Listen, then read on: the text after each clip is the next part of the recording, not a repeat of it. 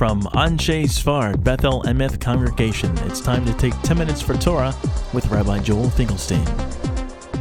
Welcome to our discussion of Parshat Vayechi, like Efraim and Menashe. It says in this week's Parsha that Yaakov says in front of Efraim and Menashe and Yosef, "The B'chai Yivarech Yisrael Emor, Yisimcha Elokim K'Efraim V'chi Menashe." With this, the Jewish people will bless their children, saying that may God make you like Efraim and Menashe. The first question is, do Jews do that? Do we do that? There is an early source, Targum Yonasan ben Uziel. They say generally it's from the 9th, 10th century in the land of Israel. It speaks of the idea that, you know when Jews do this? At a bris milah, for a child, firstborn. Let the child be like Efraim and Menashe. The Siddur of the Yavetz, the Rabbi Yaakov Emden, famous rabbi from Germany, he said that a few hundred years ago, said that it should be done at night, Friday night.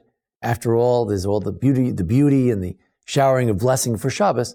Share some of that beauty with the children. L'hamshich et habracha, to continue that blessing from you down to the children.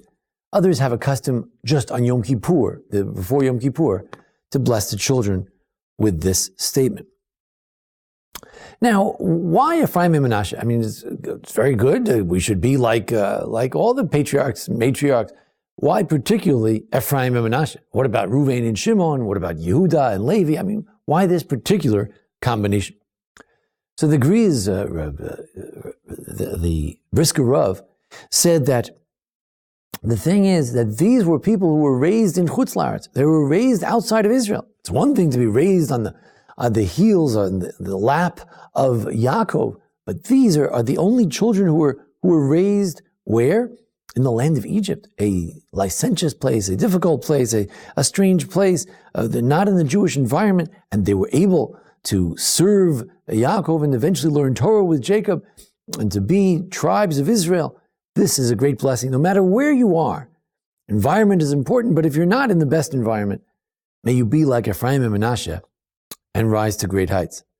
The Maharam Shik takes this in a more sort of a political view. He says they had an opportunity to learn all the wisdom of Egypt, and the Midrash says that they learned Torah instead from Jacob, so that we see that you should educate your children in sort of the Jewish way, not in the general way. It's a questionable deduction, but certainly they were part of at least two worlds. The Igor de Kala, who was a rabbi who's a book written by the Bnei Yissaschar, he says that, no, it's very clear. In this whole book, anytime there were two brothers and one was favored over the other and the firstborn wasn't given his full rights, as Efraim was not the firstborn, there became tremendous rivalry and haughtiness and all kinds of problems. This is wonderful. Efraim did not become haughty, even though he was placed over his brethren, unlike Joseph.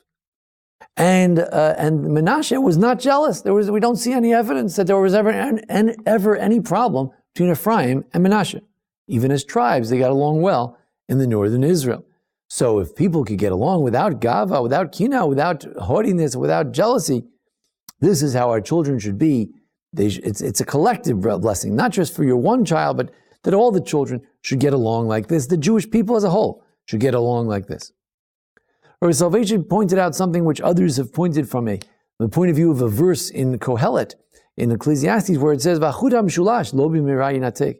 A three-pronged thread cannot be easily broken. So if you have Jacob and he's interacting with Joseph and they're all interacting with Efraim and Menashe, there's this link between parents and grandparents. Rabbi Vayechi says the first time in Bereshit, in the Torah, that a grandparent is relating to and connecting with and speaking to and blessing his grandchild. That's what we're praying. May you be able to bridge that generation gap. We used to speak about a lot in the 20th century, the generation gap. May you bridge that gap, and may your children bridge the gap. They be part of that unending Masorah train in which there's Rambam and there's Rava and Ravina and Ravashi and you today and the Vilna Gaon, and we're all together in a series, intergenerational communal discussion. The Ha'amek Davar says, well, what's Efraim? What's Menashe? Efraim is more of the person who learned Torah with his grandfather, and it's supposed to be that Yeravam, the king of the north, was supposed to be a great scholar. And Menashe is more of a person who has great success in the business and farming world. So he says, well, he gave them a blessing that you should be blessed either with Torah or with Avodah, with Torah or Derech Eretz, Torah or with ability to make a good living. And he says, not everyone can have both. Some are able to have one and the other.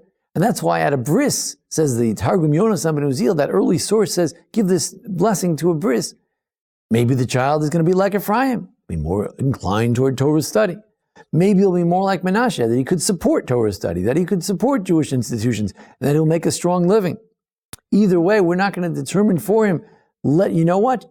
You, son, you should be like Efraim or Menashe, whichever path you take, whether to support Torah or to be part of the Torah world, that's up to you. It depends on your inclinations.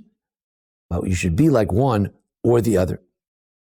The Noam Elimelech takes a similar tack, but from a more Hasidic point of view, he says not so much that one was engaged in business, but rather one was good for praying about business and one was good for praying about Torah. So you should be like both, to be able to be that kind of Rebbe who could pray both for the spiritual and for the physical. So we have then, when you say to your child, hopefully, or you give a blessing to a child and you say, what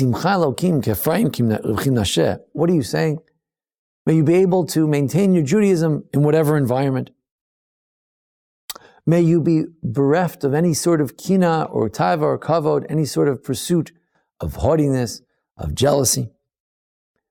May you be connected with all the generations of Jews, with your grandparents and your parents, and the Jewish chain of tradition that goes back millennium. And may you be blessed either with Torah and Derech Eretz, with great learning and the ability to make a living as well, or whichever one is your greatest inclination, but all toward the goal of serving God. And most of all, find your own way. Be like Efraim or Menashe. You have a choice.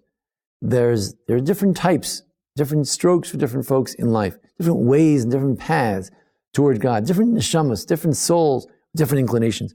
May you find your path. Be it like Efraim, be it like Menashe. I'm not asking you to be like Yaakov. I'm not asking you to be like Moshe Rabbeinu. I'm asking you to be one of these two, either Efraim or Menashe, this type or that type. Either way, be on the heels, on the lap of your grandfather.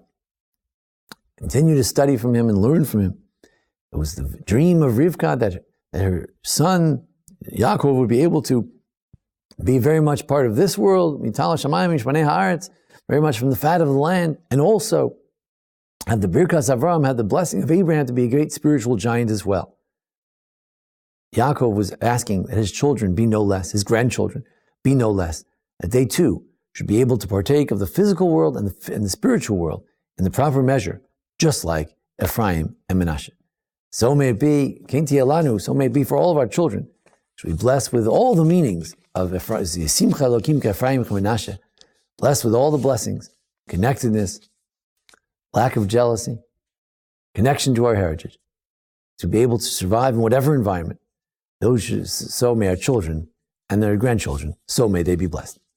Thank you for joining us here at the Anshe Sfar Beth Lemeth congregation for our discussion of the Parsha and the holidays each week.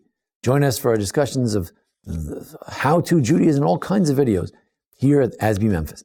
And thanks to Jason Lefkowitz, our producer. Thank you. This has been 10 Minutes for Torah with Rabbi Joel Finkelstein. To learn more, visit ASBEE.org.